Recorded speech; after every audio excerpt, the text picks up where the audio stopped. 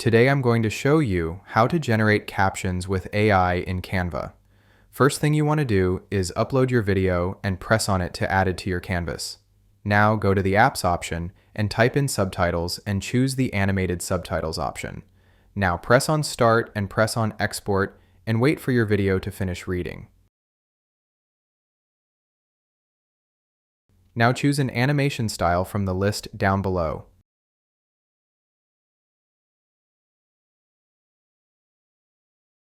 Here you can change the font. I'll choose the Anton font for this example.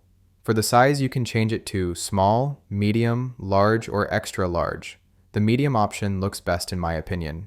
And you can also change the position of your text. I'll leave at the bottom option. You can also choose to capitalize all your text and change the font colors. Once you are done editing the settings, press on Generate and wait for your audio to transcribe. Okay.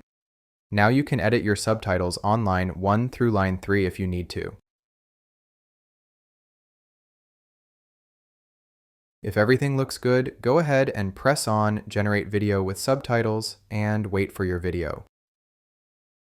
Once your video is ready, press on Add to Design and stretch your video to fit the canvas.